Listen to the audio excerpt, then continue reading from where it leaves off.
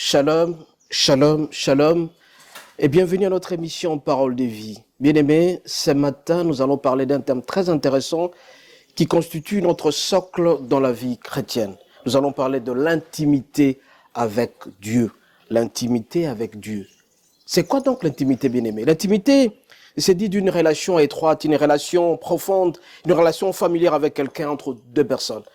Entre un homme et une femme, entre deux hommes, entre deux femmes. Ça s'appelle relation intime, on parle de l'intimité. On parle aussi, bien aimé, de l'intimité quand on fait allusion à une affection intime et réciproque entre deux personnes.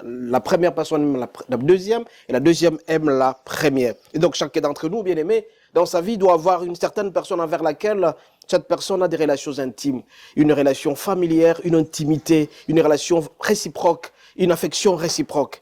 Et c'est une personne que nous contactons régulièrement au téléphone. Quand on se réveille le matin, on se pose la question comment la personne va, comment la personne se porte ou comment la personne se comporte. Ça s'appelle relation intime, ça s'appelle intimité avec Dieu. Et donc chaque fois que nous serons avec cette personne, nous serons très heureux dans notre vie. Nous nous plaisons en appelant la personne. Quand la personne traverse des situations difficiles, on appelle pour en savoir un peu plus. Et nous aussi, quand nous traversons des situations difficiles, où une personne pose la question à la personne, il expose, il présente ses difficultés, il présente ses relations. Ça s'appelle intimité avec Dieu. Un ami intime, c'est celui qui nous connaît profondément. Un ami qui nous connaît dans tous les détails, qui connaît la façon dont nos humeurs, notre façon de vivre, notre joie, etc. Ça s'appelle l'ami intime. Donc, un ami intime, c'est celui envers qui nous nous confions. Nous avons la confiance envers cette personne. Nous avons certaines assurances. Quand nous parlons à la personne, on ne sera jamais trahi. On peut même livrer certains secrets pour cette personne-là. Et donc, c'est une personne avec laquelle nous partageons plusieurs choses. L'ami intime, c'est celui avec qui on partage certains secrets. Un ami intime, c'est celui avec qui on se donne corps et âme, on a des relations profondes, on a une affection profonde, une affection réciproque. On se partage certaines choses. On se pose la question alors, bien-aimé, une telle relation, cette intimité, peut-elle exister avec Dieu?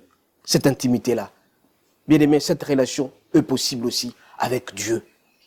Alors pour dire aussi à l'introduction que pour qu'il y ait l'intimité quelque part, il y a toujours une rencontre.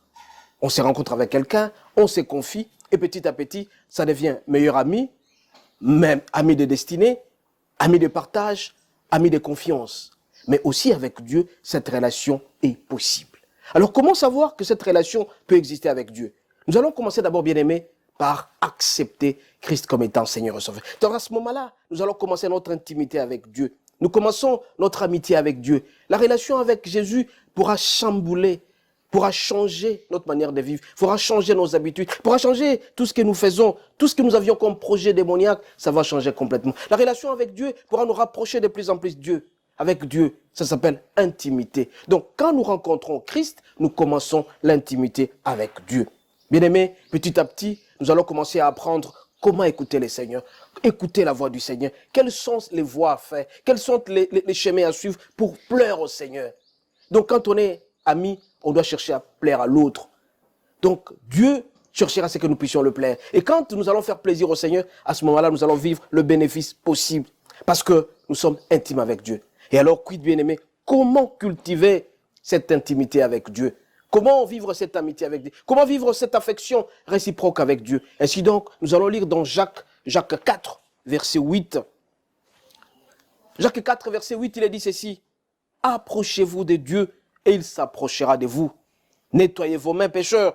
Purifiez vos cœurs, hommes irrésolus. Bien-aimés, notre intimité avec Dieu, c'est quand on va s'approcher de plus en plus du Seigneur. Et quand on s'approchera de plus en plus du Seigneur, bien-aimés, nous allons vivre ce qu'on appelle la sanctification. Je vous ai dit à l'introduction que pour connaître Dieu, pour être intime avec Dieu, la première des choses, c'est de rencontrer Jésus. C'est la raison pour laquelle je vais profiter, bien-aimés, de vous parler de ce qu'on appelle à cette occasion une sanctification. Ce que le Seigneur attend de nous, c'est que Dieu veut de nous, bien-aimés, que nous puissions vivre la sanctification. Parce que quand on s'approche de Christ, on vit la sanctification. Et si donc je profite de cette opportunité pour vous parler de trois sortes de sanctification. Nous avons la sanctification positionnelle. Cette sanctification positionnelle, c'est quand nous rencontrons Christ. Et quand vous allez rencontrer Christ, votre vie va changer complètement. Et ça va changer complètement parce que vous allez changer votre manière de voir les choses. Ça va chambouler certains comportements. Et vous allez vivre ce qu'on appelle la sanctification positionnelle. C'est-à-dire que c'est à travers Christ que nous sommes positionnés pour bénéficier de cette sanctification. Deuxièmement, bien-aimés, nous avons la sanctification progressive et quotidienne. C'est cette sanctification qui fera en sorte que nous puissions nous débarrasser de certains péchés. Nous sommes mis à part pour faire plaisir au Seigneur. Nous nous éloignons délibérément du péché. Quand on s'éloigne du péché, on s'éloigne de la fornication, on s'éloigne de l'adultère, on s'éloigne de l'impudicité, on s'éloigne du vol et tout ça. Nous vivons ce qu'on appelle la sanctification progressive ou quotidienne. Et donc, bien aimé, l'homme est appelé à vivre cette sanctification pour se rapprocher de plus en plus de Dieu, pour être intime de plus en plus de Dieu. Et la troisième chose, bien aimé, c'est la sanctification absolue.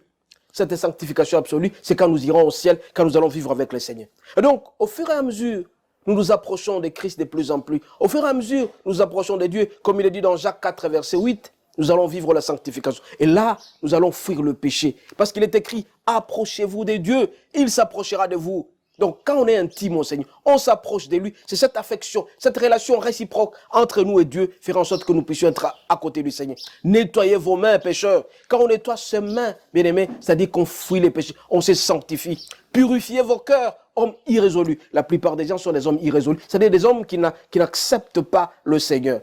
Bien aimés, notre intimité avec Dieu est d'une importance capitale dans notre vie.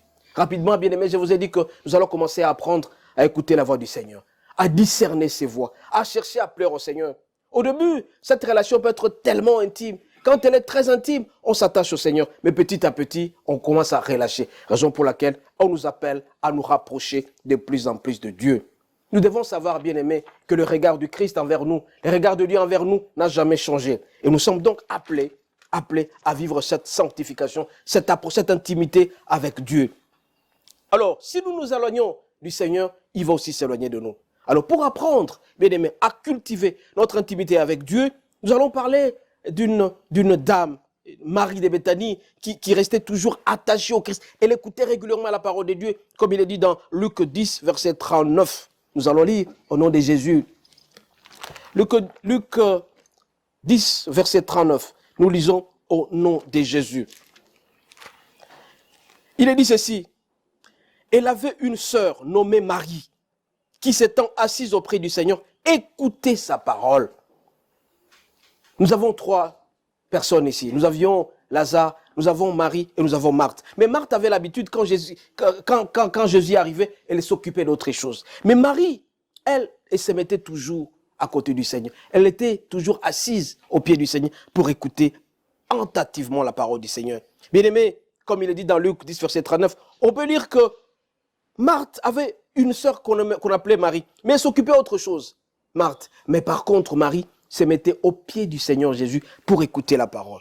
Alors, pour entretenir notre intimité avec Dieu, nous devons faire comme Marie, c'est-à-dire écouter toujours la parole de Dieu. Certainement, le regard de Marie était fixé sur le Seigneur Jésus. Elle écoutait attentivement, elle écoutait religieusement la parole de Dieu.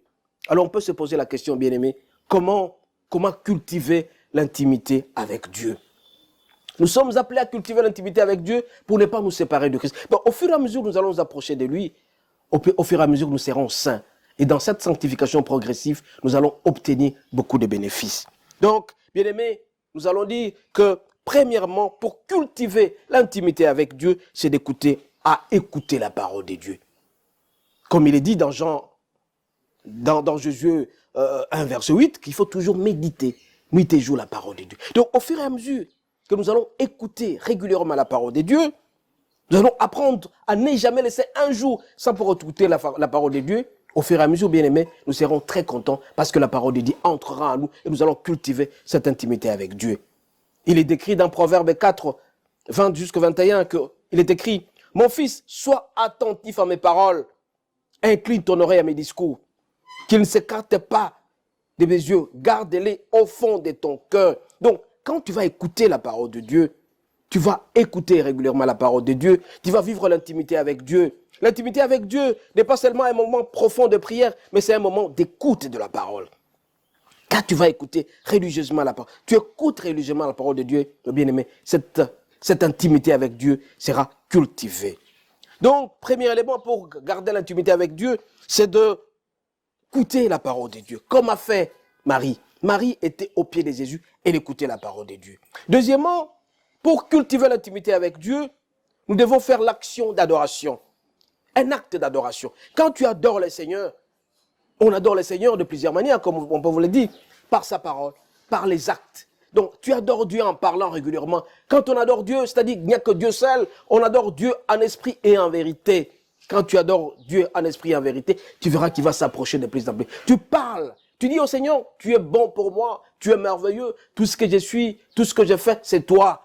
Tout ce que, si je respire aujourd'hui, c'est toi. Donc tu adores, tu ascenses le Seigneur, tu le fais monter au ciel, tu parles du bien du Seigneur. Le fait de parler du bien du Seigneur, tu adores le Seigneur et tu verras que cette intimité sera cultivée de plus en plus. Bien-aimés, nous devons garder l'intimité avec Dieu. Cette intimité s'est faite par l'adoration. Comme il est dit dans Jean 12, verset 3.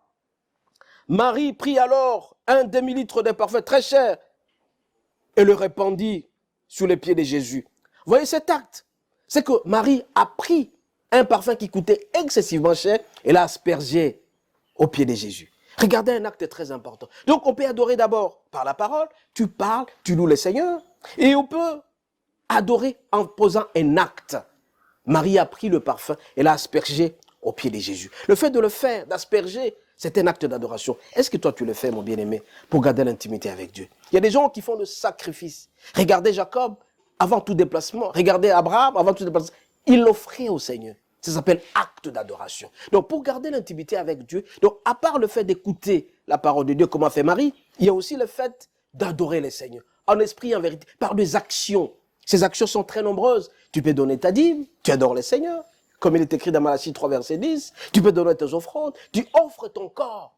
C'est un acte d'adoration aussi. Donc, le fait de donner ton corps, le fait de donner quelque chose de très important, de faire un don à l'église, beaucoup de gens le font et ils sont bénis davantage. J'ai salué des passages, ceux qui se trouvent dans l'obligation de donner leurs dîmes régulièrement, de donner leurs offrandes régulièrement, de faire des actions importantes dans l'église. À ce moment-là, bien-aimés, vous allez voir que vous serez bénis davantage. Regardez comment Marie a fait. Elle a aspergé le parfum aux pieds de Jésus. Elle a pris ses cheveux, elle a commencé à essuyer.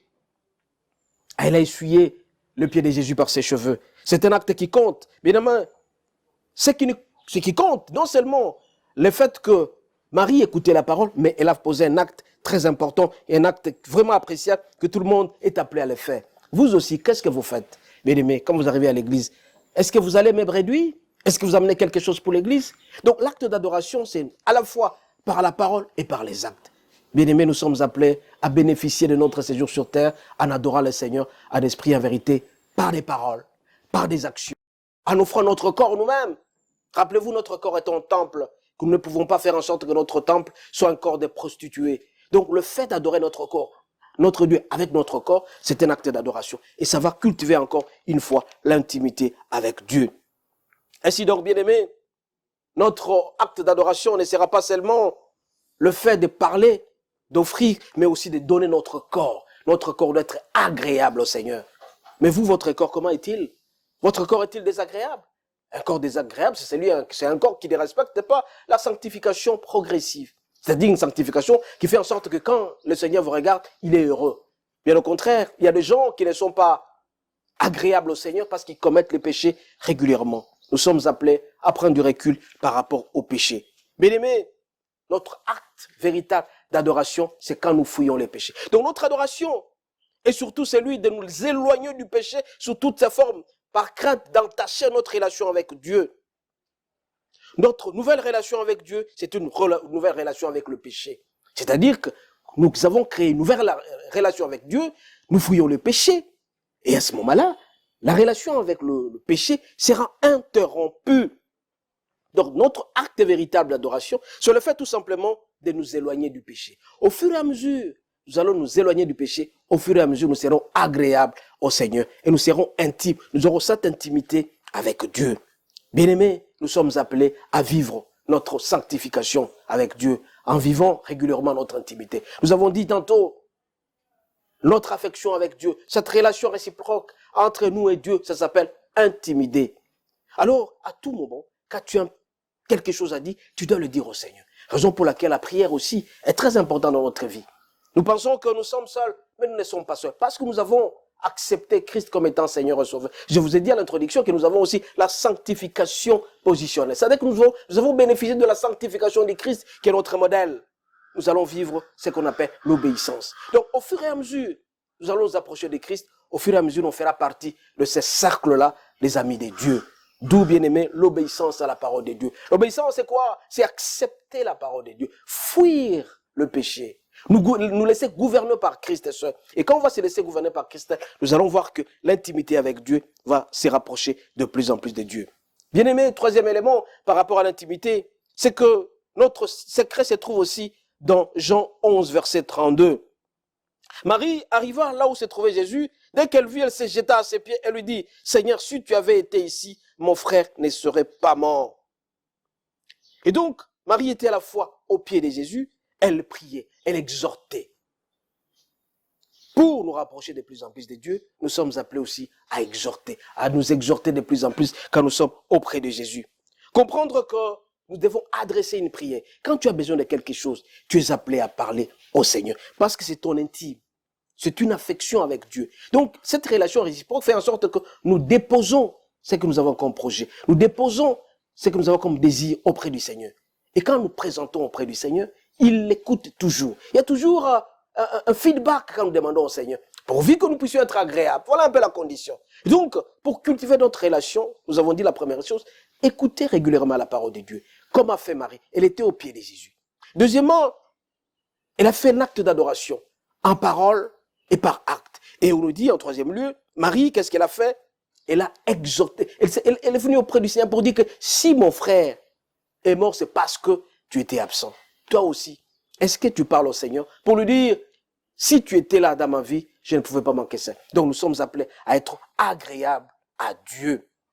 Bien-aimés, pour cultiver notre intimité avec Dieu, nous devons apprendre à nous adresser à Dieu dans toutes nos prières, toute notre confidence. Et nous devons avoir cette foi-là. C'est à ce moment-là que nous allons vivre le surnaturel.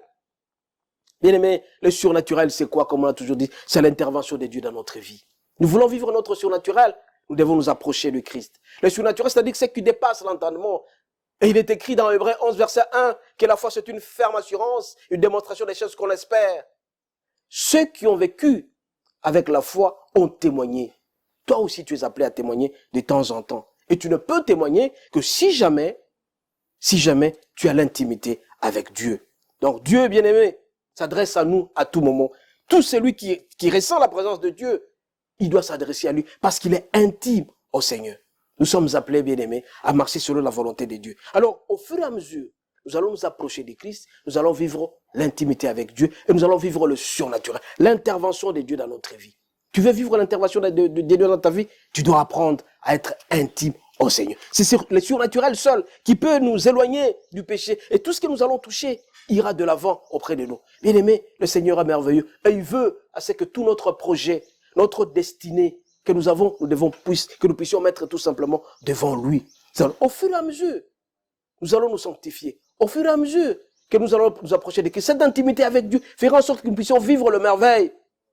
Bien-aimés, c'est très important de vivre les différentes sanctifications. Surtout la sanctification progressive. Cette sanctification progressive que nous sommes appelés à vivre au quotidien. Ça s'appelle la sanctification progressive et quotidienne. C'est-à-dire que nous sommes mis à part. Et quand nous serons mis à part pour le péché, le fait d'être mis à part nous rapproche de plus en plus des Dieu parce que nous avons fui le péché. Comme il est décrit dans Jacques 4, verset 8, que nous éloignons du péché. Et quand nous allons nous éloigner du péché, nous serons intimes. Donc nous allons faire mourir dans notre corps tout ce qui est acte mauvais, tout ce qui est mauvaise pensée. Bien-aimés, nous rappelons aussi, à part les trois sortes de la sanctification, nous avons aussi ce qu'on appelle la sanctification morale. Nous avons la sanctification physique et nous avons la sanctification spirituelle. La sanctification physique, c'est quoi, bien-aimés? C'est quand notre corps est pur.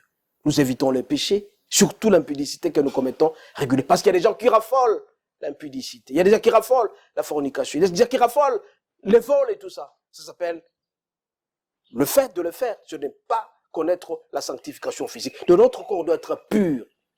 Mais malheureusement, aujourd'hui, il y a des gens qui bénéficient de cela pour faire du n'importe quoi. Tu peux être pur, mais tu cherches toujours à traquer les autres.